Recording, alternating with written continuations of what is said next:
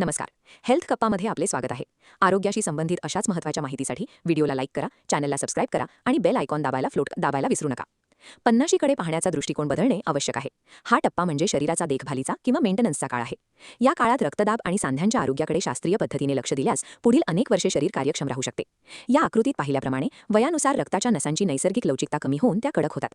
यामुळे हृदयाला रक्त प्रवाहित करण्यासाठी जास्त जोर लावावा लागतो, ज्याचा परिणाम उच्च रक्तदाबात होतो. त्याचवेळी शरीरातील स्नायूंचे प्रमाण कमी होऊ लागते आणि दोन हाडांमधील कार्टिलेज किंवा कुशन सुकते.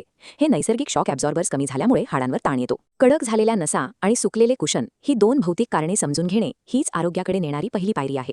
ही यंत्रणा नीट हाताळली तर औषधांवरील अवलंबित्व लक्षणीयरित्या कमी करता येते. गुडघे दुखायला लागले की सर्रासपणे कॅल्शियमची कमतरता असल्याचे मानून गोळ्या सुरू केल्या जातात. हाडांची मजबूती महत्त्वाची आहेच, पण त्यांना आधार देणारे स्नायू कमकुवत असतील तर सांध्यांवरचा ताण वाढतच राहतो.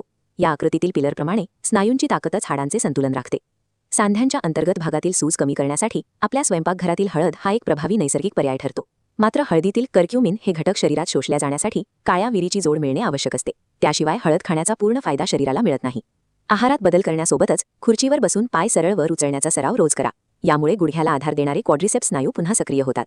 थोडक्यात सांधेदुखीवर मात करण्यासाठी हाडांच्या मजबूतीसोबतच स्नायूंची ताकद आणि सूज कमी करणे या त्रिसूत्रीचा वापर करणे हितकारक ठरते. रक्तदाब वाढल्याचे समजताच अनेक जण केवळ जेवणातील मीठ बंद करतात.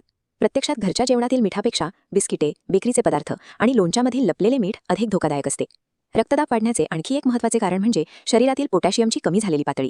पोटॅशियम शरीरातील अतिरिक्त सोडियमला लघवीवाटे बाहेर काढण्यास मदत करते, ज्यामुळे रक्तवाहिन्यांवरील ताण कमी होऊन त्या रिलॅक्स होतात. पोटॅशियमचा हा नैसर्गिक पुरवठा मिळवण्यासाठी रोज एक केळे, नारळ पाणी किंवा पालेभाज्यांचा आहारात समावेश करणे फायदेशीर ठरते. रक्तदाबाचे व्यवस्थापन करण्यासाठी केवळ मीठ टाळण्यापेक्षा योग्य पोषक घटकांचा समतोल राखणे ही दीर्घकालीन आरोग्यासाठी महत्त्वाची रणनीती आहे. 50 नंतरची वर्षे अधिक उत्साहात जगणे शक्य आहे जर आपण शरीराच्या या देखभालीच्या नियमांचे पालन केले. 50+ रूल असा आहे की आता कॅलरीज मोजण्यापेक्षा स्नायूंची ताकद आणि लवचिकता टिकवण्यावर पूर्ण लक्ष केंद्रित करा. दिवसातील 30 मिनिटे चालणे आणि आहारात पुरेसे प्रोटीन व पोटॅशियम असणे हे बदल तुमच्या आरोग्याचा दर्जा उंचावण्यासाठी मदत करतात. Serious tone. या व्हिडिओमध्ये माहिती केवळ शैक्षणिक हेतूंसाठी आणि सामान्य ज्ञानासाठी आहे. हा कोणत्याही प्रकारचा वैद्यकीय सल्ला नाही. तुमची बीपीची औषधे डॉक्टरांच्या सल्ल्याशिवाय कधीही बंद करू नका.